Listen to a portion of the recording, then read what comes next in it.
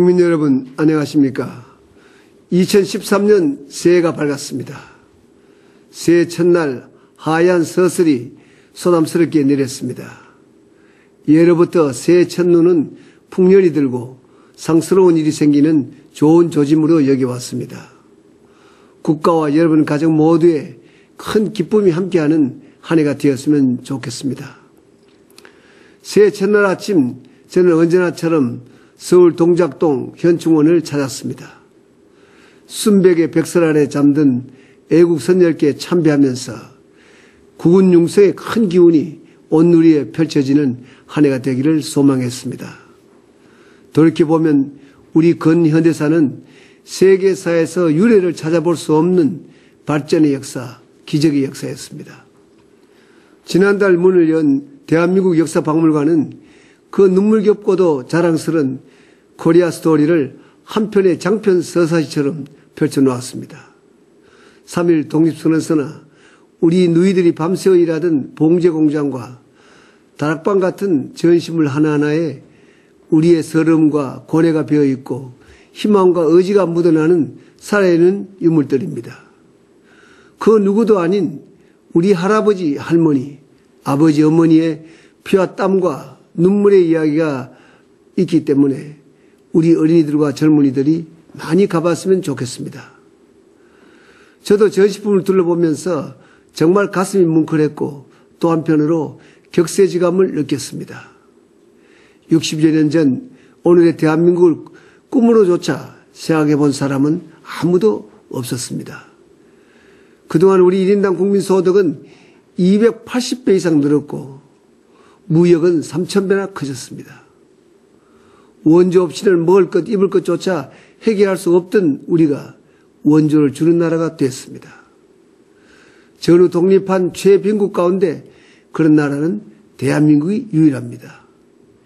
이 모든 성과가 다른 나라를 침략하거나 남의 것을 빼앗은 것이 아니라 오직 우리 손으로 직접 땀 흘려 일군 것이기에 더욱 값지고 자랑스럽습니다.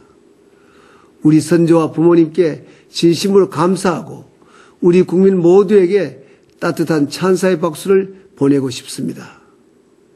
대한민국 역사박물관이 우리 국민이 큰 자긍심을 느끼는 국민 통합의 용광로, 젊은 세대가 내일을 꿈꾸는 미래 창조의 산실이 되었으면 좋겠습니다. 다른 나라 사람들에게도 큰 영감과 용기를 주는 명소가 될 것으로 확신합니다. 사실 우리는 잘 느끼지 못하고 있지만 대한민국은 어느덧 다른 나라가 배우고자 하는 나라가 되었습니다. 2011년 외국의 한 저명 잡지도 한국은 오래전에 세계가 주목하는 성장 모델이자 신흥 강대국이 되었는데 한국인들 자신은 잘 모르는 것 같다고 평가한 적이 있습니다. 특히 개발도상국에게 우리 대한민국은 정치, 경제, 사회 발전의 모델이자 국가 부흥의 살아있는 꿈입니다. 우리가 한때 그들과 같은 수준에서 출발해서 이제는 비교할 수도 없을 만큼 발전한 생생한 성공 사례이기 때문입니다. 그래서 반도체나 자동차, 휴대폰 말고도 세계가 사고 싶어하는 메이드 인 코리아 제품이 생각보다도 많습니다. 새마을 운동이나 개발 노하우는 물론이고 녹색 성장이나 강 살리기도 우리 사례가 큰 호소력이 있습니다. 부정부패와 비능률을 제거하고 깨끗하고 투명하며 효율적인 제도를 발전시켜 온 것도 세계적 귀감입니다. 이 모든 것이 한국 사례가 되어 개발에 나선 여러 나라에게 모범이 되고 있습니다. 우리가 잘하는 것이 다른 나라에게 귀감이 되고 용기를 주는 시대가 되었기 때문에 우리도 더 힘써 노력해야겠습니다. 사랑하는 국민 여러분, 얼마 전 비상경제대책회의를 마무리했습니다. 5년 전 미국발 금융위기가 시작되었을 때 일명 전쟁상환실, 워룸이라고 불리는 청와대 지하 벙커에서 비상한 심정으로 첫 회의를 시작했습니다. 매주 목요일 매주 한번 빠짐없이 회의한 결과 무려 145차례나 개최되어 제가 가장 많이 주재한 회의가 되었습니다. 정부 관계자와 경제 전문가는 물론 소상공인, 청년, 근로자, 기업인 등 민관이 함께 모여 누구나 거리낌 없이 자기 의견을 토론하는 장이 되었습니다. 결론이 날 때까지 예정 시간을 훌쩍 넘겨 논의할 때가 많았습니다. 회의 중 40% 이상은 현장에서 직접 열렸습니다. 경제가 어려울 때는 현장에서 답을 찾고 신속하게 문제를 해결해 나가는 것이 중요하기 때문입니다. 이른 아침 새벽 시장부터 산업 현장까지 장소와 시간을 가리지 않고 기업 활동과 서민 생활이 살아 움직이는 현장을 찾아서 그 목소리를 직접 듣고 반영하고자 했습니다. 때로는 소상공인, 영세 상인들의 작은 애로를 현장에서 즉각 해결하는 것이 법률을 바꾸는 일보다 더 큰 도움이 됩니다. 대통령인 제가 직접 주재하고 관계부처 장관과 책임자들이 한자리에 모였기 때문에 정책을 빠르고 효과적으로 집행할 수가 있었습니다.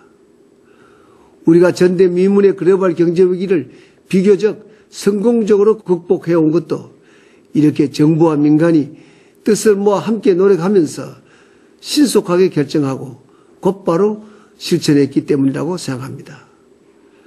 최근 미국의 저명한 외교 전문지는 글로벌 경제 침체를 전화위복의 기회로 삼아 도약한 국가들 가운데 대한민국을 첫 번째로 꼽았습니다.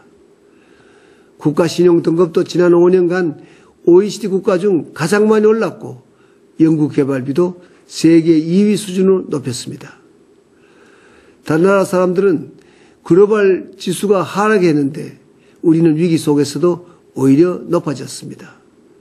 그 원동력을 묻는다면 저는 민관이 소통하며 현장에서 답을 찾고 묵묵히 그리고 쉼없이 달려온 비상경제 대책의 정신에서 그 답을 찾고자 합니다.